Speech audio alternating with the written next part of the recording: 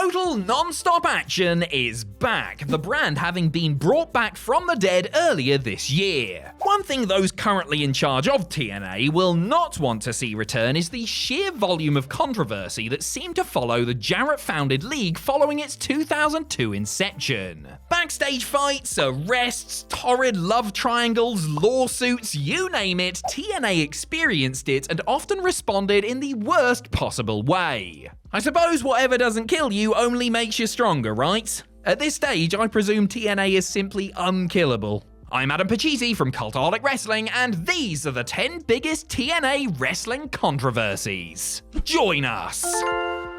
Number 10, Cookiegate. When the WWE crew booked out a Universal Studios soundstage in November of 2004 to shoot the commercial for their upcoming Royal Rumble pay-per-view, the TNA boys and girls across the way sensed an opportunity to cause mischief. BG James, Ron Killings, Shane Douglas, Abyss, Conan, and Tracy Brooks invaded the shoot, offering WWE wrestlers and crew cookies and balloons while scoffing their catering and demanding to see Vince McMahon. They also filmed several WWE stars, including an unmasked Rey Mysterio, without permission, and generally acted like fools until they were sternly asked to leave. WWE's legal department didn't see the funny side of the publicity stunt and sent letters warning TNA against airing any of the footage lest they want to be sued. Much was made of the threats and what TNA could possibly have on that videotape, but in the end, they ended up showing some rather innocuous footage that showed a blurred Mysterio and Luther Reigns and was only amusing due to the former Road Dogg's cracks about Mahi Mahi.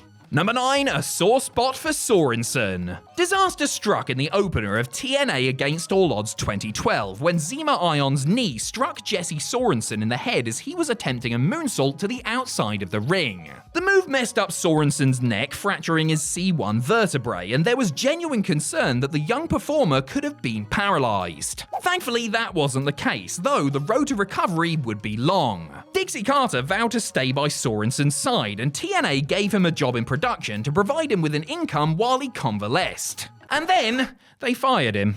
Sorensen would later claim that TNA and Carter made false promises to him after the accident, including reassuring him he would have a job for life and that his medical bills would be paid for. Neither of those things turned out to be true, and Sorensen's poor mother ended up going bankrupt trying to cover the costs. According to former TNA Talent Relations VP Bruce Pritchard, the company ended up reaching a settlement with Sorensen, who later returned to the ring and even worked some enhancement matches for NXT and AEW. Number 8, Bubba the Heat Magnet. No, we are not talking about Bubba Ray Dudley, because legally that wouldn't be allowed since that name was the trademark of Titan Sports Inc., hence the Brother Ray and Bully Ray. No, we are talking about Bubba the Love Sponge. And if you don't know who Bubba the talentless DJ Love Sponge is, well, all I can say is good for you. Awesome Kong found out who Hulk Hogan's one-time best brother was when she ran into him backstage in TNA. Literally ran into him because she, physically attacked him and stuff. Kong was mad at Bubba due to comments he made on his radio show about the Haiti earthquake relief project in early 2010. The former Knockouts champion had been raising money for the relief fund and didn't take too kindly to Mr. Love Sponge's insensitive remarks. Kong was suspended and ultimately released, though there were other underlying issues, cash and creative, that contributed to her departure. Real name Kia Stevens, she also sued Bubba, real name Todd Clem, over an alleged threatening phone call. Clem himself was ultimately fired by TNA for verbally confronting Kong on another radio show, which included him challenging her to a shoot fight.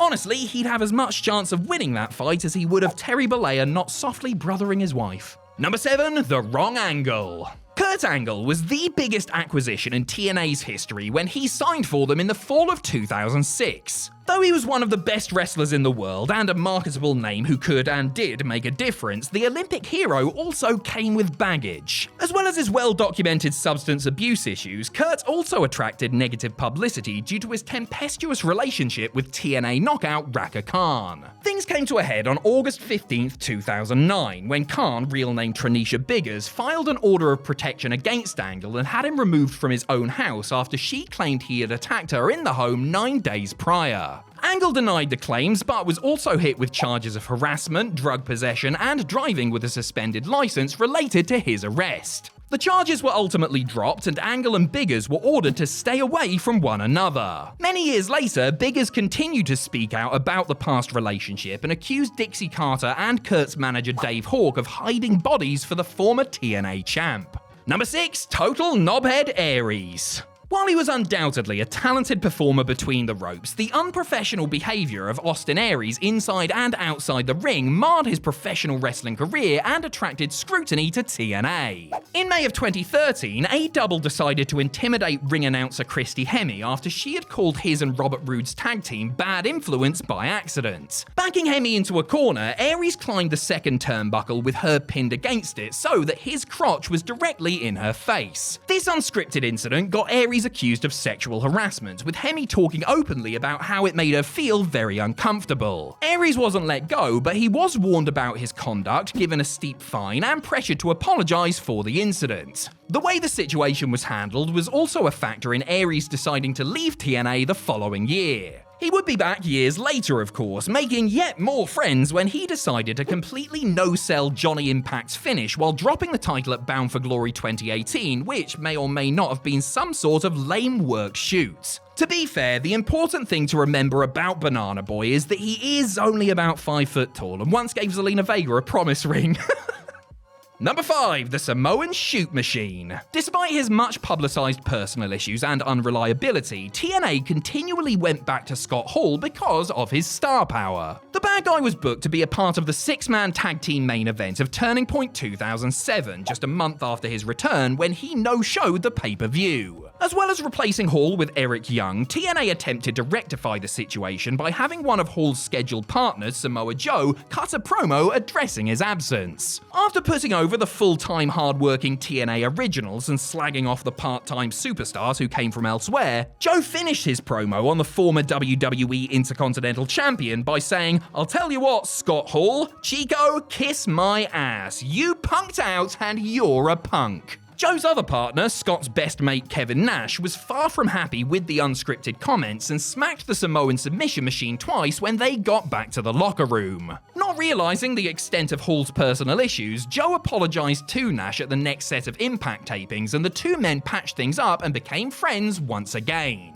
Number 4. Pacman Jones. No, this is not what Taz would call a popular 80s arcade video game character, but rather a disgraced former American football player who TNA had the great sense to hire back in 2007. While suspended from the NFL for a full year, Jones rocked up to the Impact Zone and even won the TNA World Tag Team titles with Ron Killings. However, due to an agreement with his team, the Tennessee Titans, who didn't actually want their player doing anything with TNA at all, Jones was unable to get physically involved in the action and basically did much of nothing in Orlando while collecting a hefty paycheck. This, naturally, rubbed some of the boys in the back the wrong way. Pacman's mere presence also rubbed fans and critics the wrong way too, because of his extensive criminal history. This included an incident at a strip club that saw Jones allegedly physically assault an exotic dancer before a member of his entourage returned to the club and fired his gun at patrons. One of the shooting victims, former professional wrestler Tommy Urbanski, who was paralyzed from the waist down when a bullet hit him, ultimately received an $11 million payout from Jones, whose TNA run was costly and generated nothing but bad publicity. Number 3, holler if you sue me. Scott Steiner had a decent 6-year run with TNA, which saw him create many memorable moments such as the infamous Steiner math promo and pretty much all of his stint as a member of the Main Event Mafia. In early 2012, Big Papa Pump opted against re-signing with the company and left TNA. And if you expected him to go quietly, well, you must not be too familiar with Scott Steiner, are you?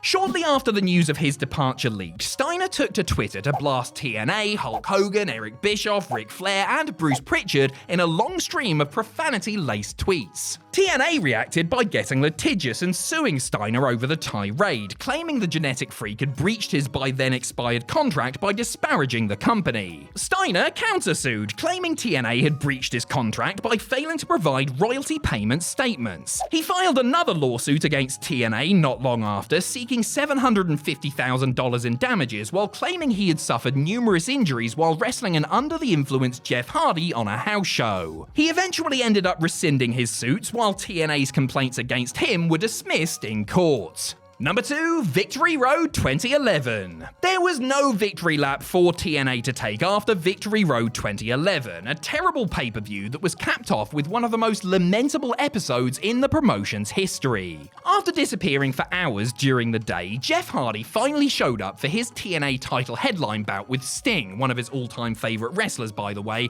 in no condition to perform, right before he was due to make his entrance. In Hardy's own words, he was all somered up, a reference to the muscle relaxer he had been abusing whilst he was MIA. Realising that Hardy was a danger to himself and his opponent, and with nobody else in a position of authority present, Eric Bischoff called an audible and asked that Sting end the match as soon as possible. The champ got the pin within 90 seconds after a single Scorpion death drop, much to the dissatisfaction of a very disappointed Stinger, not to mention fans in attendance and watching on pay-per-view. TNA subsequently apologised for the whole charade, while Hardy was immediately slapped with a suspension. While he was away, Jeff completed a 4-month drug rehabilitation program and ultimately returned to TNA. Number 1, the Angle Jarrett Love Triangle. Every now and then, a real-life situation develops involving professional wrestling stars that is far juicier than any storyline scripted for them. After months of rumour and innuendo, it was revealed in July of 2009 that Jeff Jarrett had been in a long-term relationship with Karen Angle and had moved in with her and Angle's children following Kurt and Karen's divorce. Dixie Carter, incensed that Double J had previously denied the relationship when confronted about it, suspended Jarrett for 6 months and set about removing his allies from the promotion. Jarrett would later say that Carter did this as a power play, not because of any concern for her favourite gold medalist. When Jeff returned in early 2010, the former TNA champ no longer wielded the backstage pull he once did. Things were naturally pretty tense backstage, though Kurt, Jeff and Karen ended up working a program over the real-life situation and everyone was professional throughout. Karen and Jeff married that year, while Angle remarried somebody not connected to the wrestling business. So it all worked out in the end, and the trio are now forced to make awkward small talk at family gatherings for the rest of their days. Ah.